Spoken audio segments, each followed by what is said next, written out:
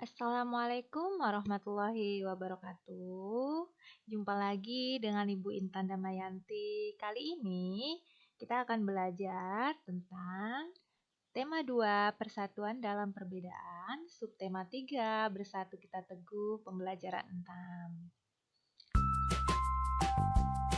Tujuan pembelajaran kita hari ini, anak-anak dapat menganalisis informasi penting dari buku sejarah menggunakan aspek apa, di mana, kapan, siapa, mengapa, dan bagaimana. Tujuan yang kedua, anak-anak dapat menemukan informasi penting dari buku sejarah secara lisan, tulisan, visual dengan menggunakan aspek apa, di mana, kapan, siapa, mengapa, dan bagaimana, serta memperhatikan penggunaan kosakata baku dan kalimat efektif. Tujuan yang ketiga, anak-anak nanti dapat menganalisa cara mempertahankan persatuan dan kesatuan terhadap kehidupan berbangsa dan bernegara beserta dampaknya.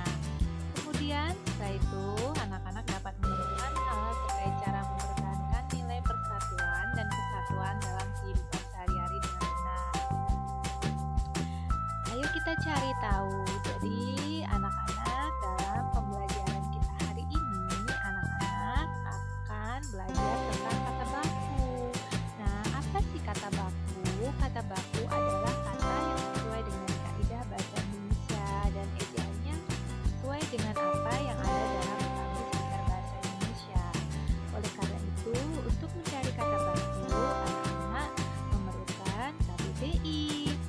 Sedangkan kata tidak baku adalah kebalikan dari kata baku ya anak-anak, yang penggunaannya tidak sesuai aturan dan kaidah berbahasa Indonesia yang sudah ditentukan sebelumnya. Nah, anak-anak, pada pembelajaran sebelumnya di pembelajaran 4, kalian sudah membaca tentang teks yang berjudul Mengapa Persatuan dan Kesatuan Penting untuk Kesejahteraan Umum. Nah, kali ini kita akan melengkapi dari teks bacaan Mengapa Persatuan dan Kesatuan Penting untuk Kesejahteraan Umum. Kata tanya yang pertama yaitu apa? Pertanyaannya, apa modal utama dalam mencapai masyarakat sejahtera? Modal utama dalam mencapai masyarakat sejahtera adalah persatuan dalam keberagaman.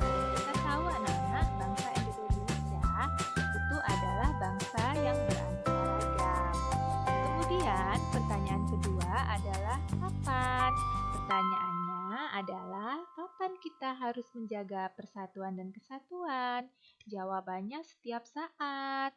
Kemudian pertanyaan yang ketiga, di mana? Dengan pertanyaan di mana kita harus menjaga persatuan dan kesatuan?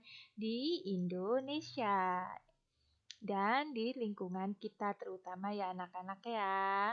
Kemudian pertanyaan ketiga, siapa? Dengan pertanyaan seperti ini, siapa yang harus menjaga persatuan dan kesatuan? Kita semua ya anak-anak.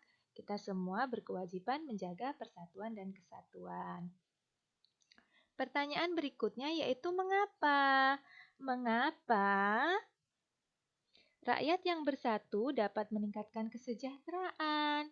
Ya, karena rakyat yang bersatu turut mendukung pembangunan untuk berjalan baik dan jika pembangunan berjalan baik, maka kesejahteraan rakyat akan meningkat. Kemudian kata tanya terakhir adalah bagaimana? Bagaimana jika negara terpecah belah? Jika negara terpecah belah dan tidak aman, maka pembangunan jelas akan terhambat anak-anak. Pembangunan yang terhambat akan berdampak pada kesejahteraan rakyat itu sendiri. Nah, itu adalah peta pikiran dari teks yang sudah kita baca pada pembelajaran 4 anak-anak.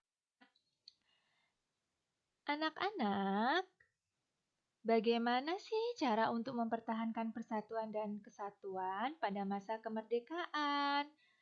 Lebih lanjut,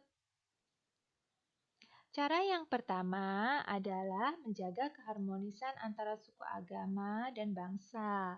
Kemudian cara yang kedua adalah dengan meningkatkan semangat kekeluargaan dan gotong royong. Cara yang ketiga adalah memperluas pergaulan dengan orang yang berlainan suku dan agama.